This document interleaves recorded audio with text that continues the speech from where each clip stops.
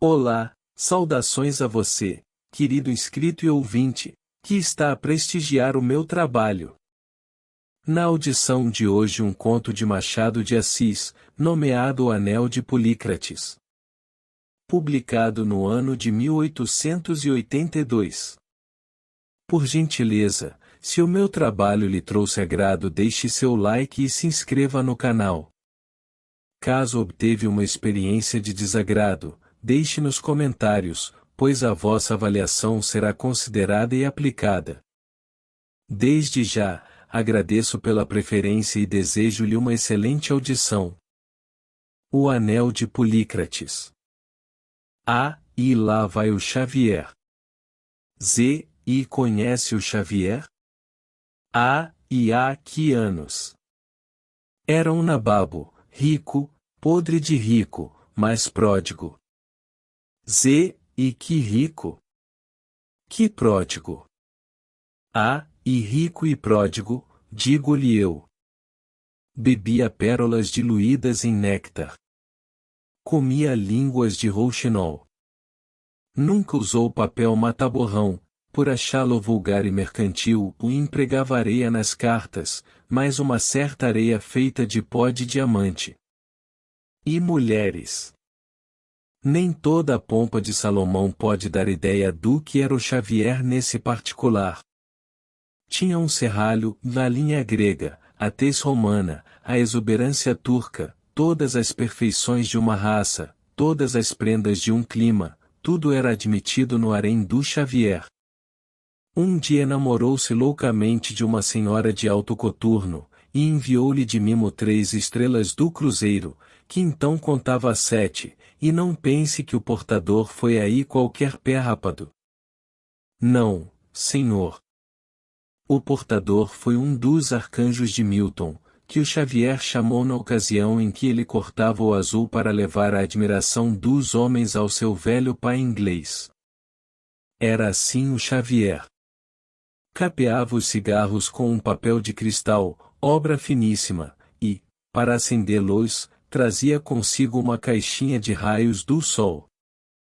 As colchas da cama eram nuvens purpúreas, e assim também a esteira que forrava o sofá de repouso, a poltrona da secretária e a rede.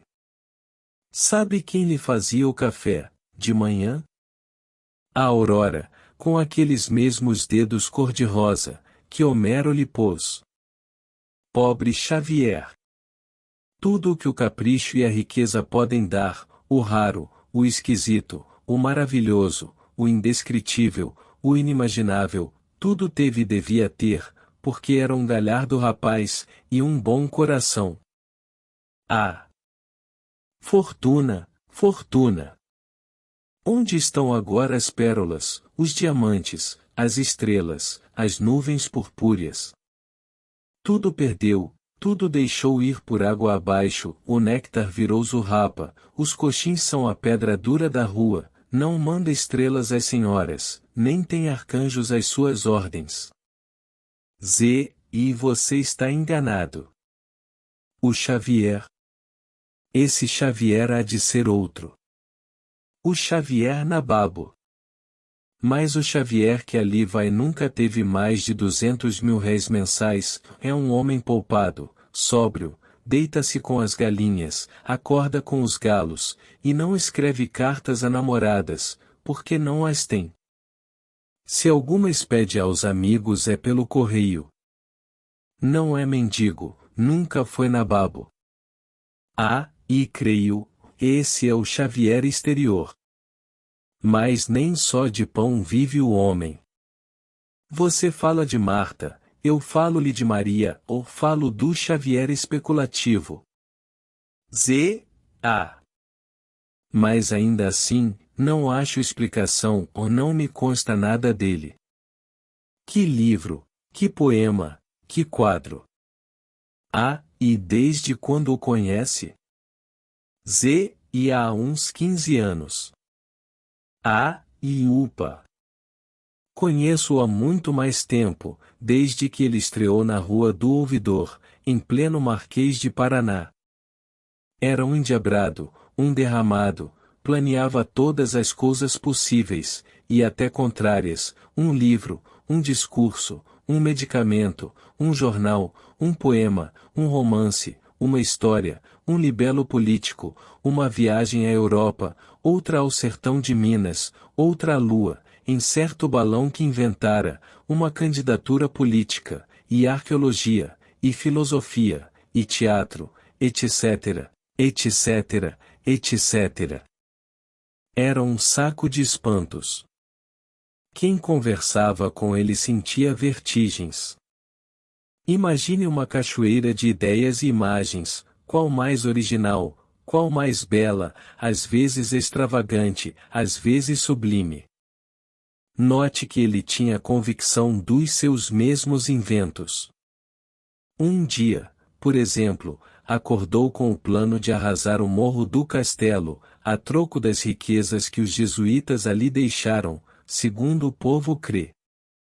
Calculou-as logo em 1000 contos, inventariou-as com muito cuidado, separou o que era moeda, 1000 contos, do que eram obras de arte e pedrarias, descreveu minuciosamente os objetos, deu-me 2 tocheiros de ouro. E realmente. Impagável. Quer saber de outra? Tinha lido as cartas do Cônego Benigno, e resolveu ir logo ao sertão da Bahia, procurar a cidade misteriosa. Expôs-me o plano, descreveu-me a arquitetura provável da cidade, os templos, os palácios, gênero etrusco, os ritos, os vasos, as roupas, os costumes. E era então doudo. E originalão apenas. Odeio os carneiros de Panurgio, dizia ele, citando Rabelais. Comme vous savez estre du mouton le naturel, toujours suivre le premier, que é o que parte cui o aile. Comparava a trivialidade a uma mesa redonda de hospedaria, e jurava que antes comer um mau bife em mesa separada. E, entretanto, gostava da sociedade. E gostava da sociedade, mas não amava os sócios. Um amigo nosso, o Pires, fez-lhe um dia esse reparo, e sabe o que é que ele respondeu? Respondeu com um apólogo, em que cada sócio figurava ser uma cuia d'água, e a sociedade uma banheira, e ora, eu não posso lavar-me em cuias d'água, foi a sua conclusão. E nada modesto. Que lhe disse o Pires? E o Pires achou o apólogo tão bonito que o meteu numa comédia, daí a tempos. Engraçado é que o Xavier ouviu o apólogo no teatro, e aplaudiu muito, com entusiasmo, e esquecera-se da paternidade, ou mais a voz do sangue. Isto leva-me à explicação da atual miséria do Xavier. E é verdade, não sei como se possa explicar que um nababo. E explica-se facilmente. Ele espalhava ideias à direita e à esquerda, como o céu chove, por uma necessidade física, e ainda por 2 razões. A primeira é que era impaciente, não sofria a gestação indispensável à obra escrita. A segunda é que varria com os olhos uma linha tão vasta de coisas, que mal poderia fixar-se em qualquer delas. Se não tivesse o verbo fluente, morreria de congestão mental ou a palavra era um derivativo. As páginas que então falava, os capítulos que lhe borbotavam da boca, só precisavam de uma arte de os imprimir no ar, e depois no papel, para serem páginas e capítulos excelentes, alguns admiráveis. Nem tudo era límpido, mas a porção límpida superava a porção turva, como a vigília de Homero paga os seus cochilos. Espalhava tudo, ao acaso, as mãos cheias, sem ver onde as sementes iam cair, ou algumas pegavam logo. E como a das cuias. E como a das cuias. Mas, o semeador tinha a paixão das coisas belas, e, uma vez que a árvore fosse pomposa e verde, não lhe perguntava nunca pela semente sua mãe. Viveu assim longos anos, despendendo à toa, sem cálculo, sem fruto, de noite e de dia, na rua e em casa, um verdadeiro pródigo. Com tal regime, que era a ausência de regime, não admira que ficasse pobre e miserável. Meu amigo, a imaginação e o espírito têm limites, a não ser a famosa botelha dos saltimbancos e a credulidade dos homens, nada conheço inesgotável debaixo do sol. O Xavier não só perdeu as ideias que tinha, mas até exauriu a faculdade de as criar, ficou o que sabemos. Que moeda rara se lhe vê hoje nas mãos? Que sestércio de Horácio? Que dracma de Péricles? Nada. Gasta o seu lugar comum, rafado das mãos dos outros, come a mesa redonda, fez-se trivial, xoxo. E cuia, enfim. E justamente, cuia. E pois muito me conta. Não sabia nada disso. Fico inteirado, adeus. E vai a negócio? E vou a um negócio. E dá-me 10 minutos? E dou-lhe 15. E quero referir-lhe a passagem mais interessante da vida do Xavier.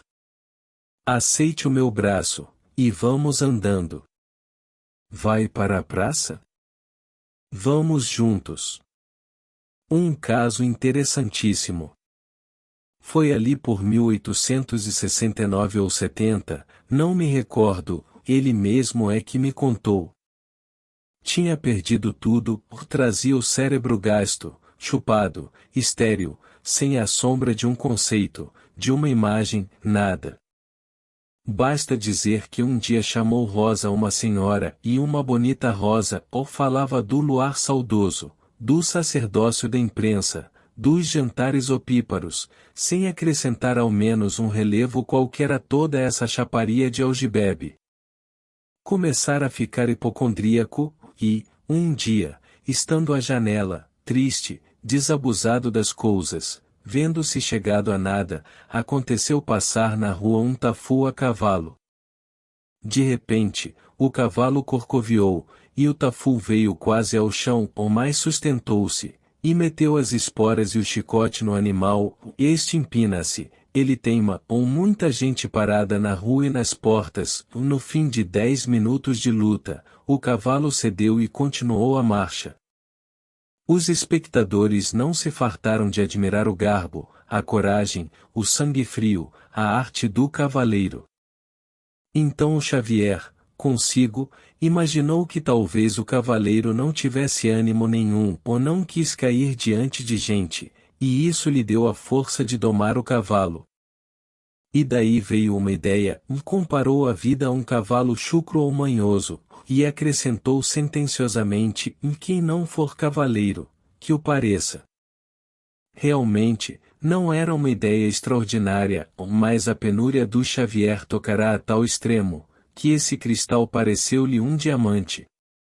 Ele repetiu-a 10 ou 12 vezes, formulou-a de vários modos, ora na ordem natural, pondo primeiro a definição, depois o complemento, ora dando-lhe a marcha inversa, trocando palavras, medindo-as, etc., e tão alegre como casa de pobre em dia de Peru. De noite, sonhou que efetivamente montava um cavalo manhoso, que este pinoteava com ele e o sacudia a um brejo. Acordou triste, amanhã, que era de domingo e chuvosa, ainda mais o entristeceu, ou meteu-se a ler e a cismar. Então lembrou-se. Conhece o caso do anel de Polícrates? E francamente, não. E nem eu, mas aqui vai o que me disse o Xavier. Polícrates governava a ilha de Samos.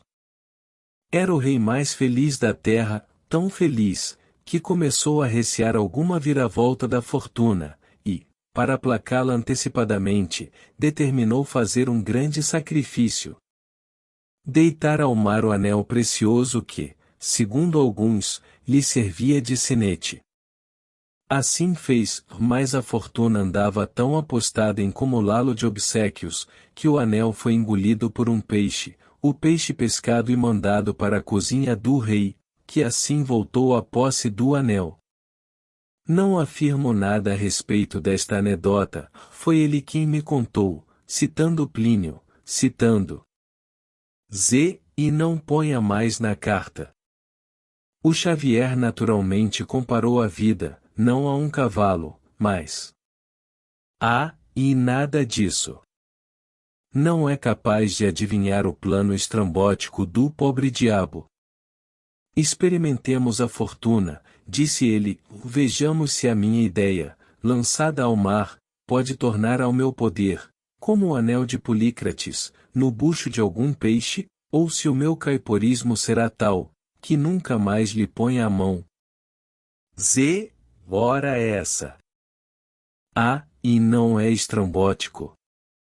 Polícrates experimentara a felicidade, o Xavier quis tentar o caiporismo com intenções diversas, ação idêntica. Saiu de casa, encontrou um amigo, travou conversa, escolheu assunto, e acabou dizendo que era a vida, um cavalo chucro ou manhoso, e quem não for cavaleiro que o pareça. Dita assim, esta frase era talvez fria, por isso Xavier teve o cuidado de descrever primeiro a sua tristeza, o desconsolo dos anos, o malogro dos esforços, ou antes os efeitos da imprevidência, e quando o peixe ficou de boca aberta, digo, quando a comoção do amigo chegou ao cume, foi que ele lhe atirou o anel, e fugiu a meter-se em casa. Isto que lhe conto é natural, cresce, não é impossível, mas agora começa a juntar-se à realidade uma alta dose de imaginação. Seja o que for, repito o que ele me disse. Cerca de 3 semanas depois, o Xavier jantava pacificamente no Leão de Ouro ou no Globo, não me lembro bem, e ouviu de outra mesa a mesma frase sua, talvez com a troca de um adjetivo. Meu pobre anel, disse ele, este infino peixe de Polícrates. Mas a ideia bateu as asas e voou, sem que ele pudesse guardá-la na memória. Resignou-se. Dias depois, foi convidado a um baile, vera um antigo companheiro dos tempos de rapaz, que celebrava a sua recente distinção nobiliária. O Xavier aceitou o convite, e foi ao baile, e ainda bem que foi, porque entre o sorvete e o chá ouviu de um grupo de pessoas que louvavam a carreira do barão, a sua vida próspera, rígida, modelo, ouviu comparar o barão a um cavaleiro emérito. Pasmo dos ouvintes, porque o barão não montava a cavalo. Mas o panegirista explicou que a vida não é mais do que um cavalo chucro ou manhoso, sobre o qual ou se há de ser cavaleiro ou parecê-lo, e o barão era o excelente.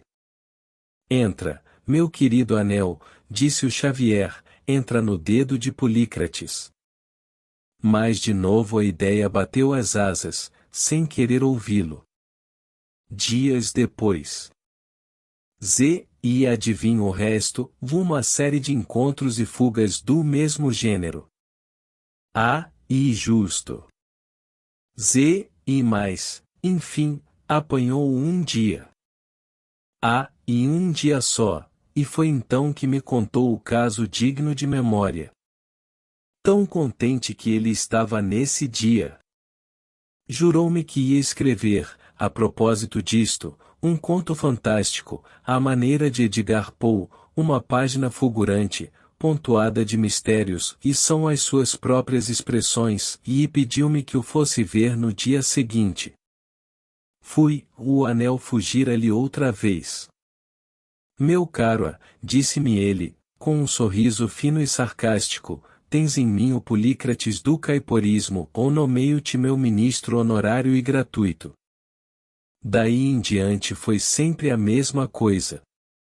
Quando ele supunha pôr a mão em cima da ideia, ela batia as asas, plás, plás, plás, e perdia-se no ar, como as figuras de um sonho. Outro peixe a engolia e trazia, e sempre o mesmo desenlace. Mas dos casos que ele me contou naquele dia, quero dizer-lhe 3. E não posso, lá se vão os 15 minutos. E conto-lhe só 3. Um dia, o Xavier chegou a crer que podia enfim agarrar a fugitiva, e fincá-la perpetuamente no cérebro. Abriu um jornal de oposição, e leu estupefato estas palavras: "O Ministério parece ignorar que a política é, como a vida, um cavalo chucro ou manhoso, e, não podendo ser bom cavaleiro, porque nunca o foi, devia ao menos parecer que o é." Enfim! Exclamou Xavier, cá estás investado no bucho do peixe, já me não podes fugir. Mas, em vão. A ideia fugia-lhe, sem deixar outro vestígio mais do que uma confusa reminiscência. Sombrio, desesperado, começou a andar, até que a noite caiu, passando por um teatro, entrou com muita gente, muitas luzes, muita alegria, o coração aquietou-se-lhe. Cúmulo de benefícios, era uma comédia do Pires, uma comédia nova. Sentou-se ao pé do autor, aplaudiu a obra com entusiasmo, com sincero amor de artista e de irmão. No segundo ato, cena oitava, estremeceu. Dona Eugênia, diz o galã a uma senhora, o cavalo pode ser comparado à vida, que é também um cavalo chucro ou manhoso, quem não for bom cavaleiro, deve cuidar de parecer que o é. O autor, com o olhar tímido, espiava no rosto do Xavier o efeito daquela reflexão, enquanto o Xavier repetia a mesma súplica das outras vezes: "E meu querido anel? Nunc e semper. Vem o último encontro, que são horas." E o último foi o primeiro. Já lhe disse que o Xavier transmitirá a ideia a um amigo. Uma semana depois da comédia cai o amigo doente, com tal gravidade que em 4 dias estava à morte.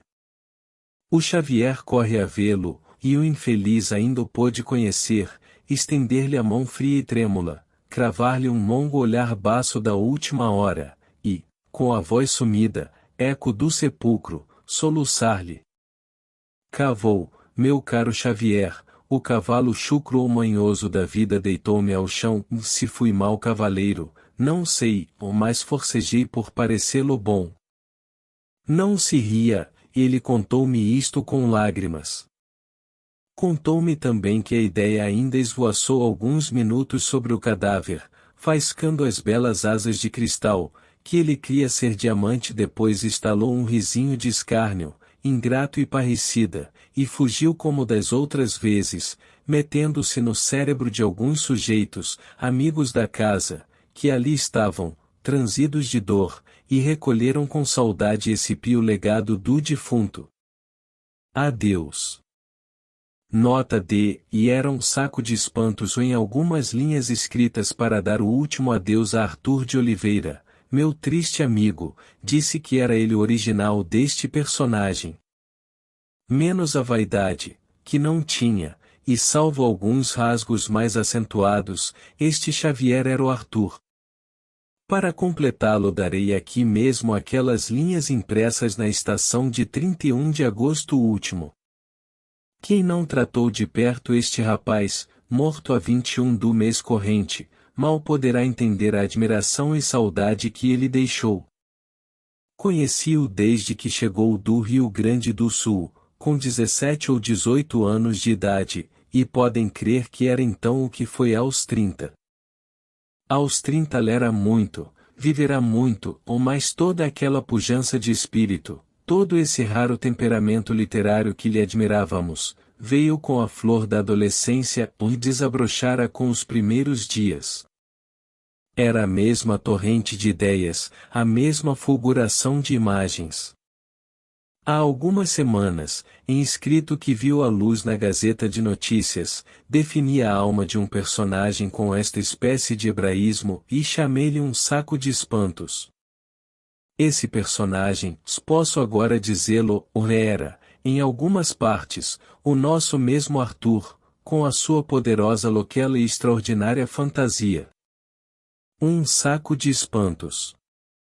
Mas, se o da minha invenção morreu exausto de espírito, não aconteceu o mesmo a Arthur de Oliveira, que pôde alguma vez ficar prostrado, mas não exauriu nunca a força genial que possuía. Um organismo daqueles era naturalmente irrequieto. Minas o viu, pouco depois, no Colégio dos Padres do Caraça, começando os estudos, que interrompeu logo, para continuá-los na Europa. Na Europa travou relações literárias de muito peso, Teófilo Gautier, entre outros, queria-lhe muito, apreciava-lhe a alta compreensão artística, a natureza impetuosa e luminosa, os deslumbramentos súbitos de raio. Venez, Pere de la Foudre. Dizia-lhe ele, mal o Arthur assomava à porta. E o Arthur, assim definido familiarmente pelo grande artista, entrava no templo, palpitante da divindade, admirativo como tinha de ser até a morte. Sim, até a morte. Gautier foi uma das religiões que o consolaram. 7 dias antes de o perdermos, isto é, a 14 deste mês, prostrado na cama, roído pelo dente cruel da tísica, escrevia-me ele a propósito de um prato do jantar. O verde das couves espanejava-se em uma onda de pirão, cor de ouro.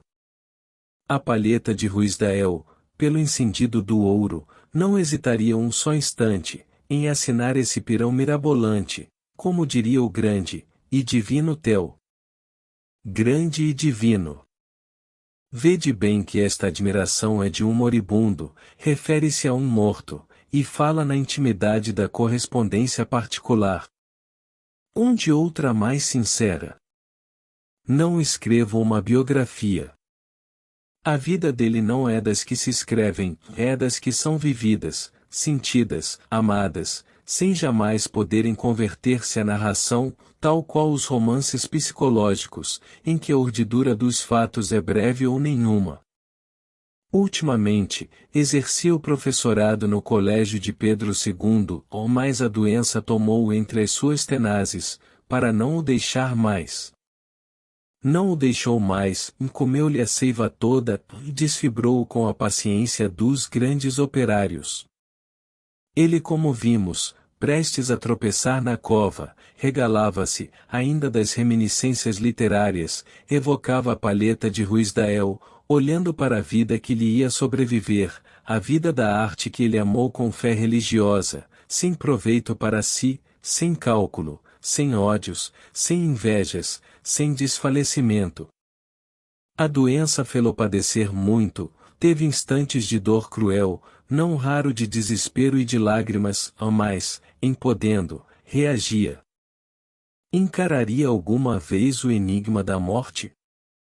Poucas horas antes de morrer, perdoem-me esta recordação pessoal, é necessária, poucas horas antes de morrer, lia um livro meu, o das Memórias Póstumas de Brás Cubas, e dizia-me que interpretava agora melhor algumas de suas passagens. Talvez as que entendiam com a ocasião. E dizia-me aquilo serenamente, com uma força de ânimo rara, uma resignação de granito. Foi ao sair de uma dessas visitas, que escrevi estes versos, recordando os arrojos dele comparados com o atual estado. Não nos mostrei, e dou-os aqui para os seus amigos. Sabes tu de um poeta enorme, que andar não usa no chão, e cuja estranha musa, que nunca dorme, calça o pé melindroso e leve, como uma pluma, de folha e flor, de sol e neve, cristal e espuma, e mergulha, como Leandro, a forma rara no pó, no Sena, em Guanabara, e no escamandro, ouve a Tupã e escuta Momo, sem controvérsia, e tanto adora o estudo, como adora a inércia, ora do fuste, ora da ogiva sair parece, ora o Deus do ocidente esquece pelo Deus Siva, ou gosta do estrépito infinito, gosta das longas solidões em que se ouve o grito das arapongas, e se ama o rápido besouro, que zumbi, zumbi, e a mariposa que sucumbe na flama de ouro, vagalumes e borboletas da cor da chama, roxas, brancas, rajadas, pretas, não menos amo os hipopótamos tranquilos,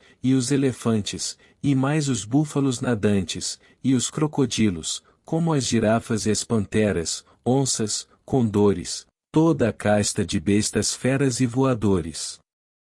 Se não sabes quem ele seja, trepa de um salto, azul acima, onde mais alto a águia negreja, onde morre o clamor iníquo dos violentos, onde não chega o riso oblíquo dos fraudulentos. Então olha, de cima posto, para o oceano, verás num longo rosto humano teu mesmo rosto, e has de rir, não do riso antigo, potente e largo, riso de eterno moço amigo, ou mais de outro amargo, como o riso de um Deus enfermo, que se aborrece da divindade, e que apetece também um termo. Os amigos dele apreciarão o sentido desses versos. O público, em geral, nada tem com um homem que passou pela terra sem o convidar para coisa nenhuma, um forte engenho que apenas soube amar a arte, como tantos cristãos obscuros amaram a igreja, e amar também aos seus amigos, porque era meigo, generoso e bom. Fim. Esta foi a obra narrada deste vídeo. Uma vez mais, agradeço pela preferência. Caso lhe tenha agradado, curta, se inscreva e compartilhe. Se algo não lhe agradou, escreva nos comentários pois a sugestão será aplicada. Um grande abraço a você, querido inscrito e ouvinte. Até a próxima!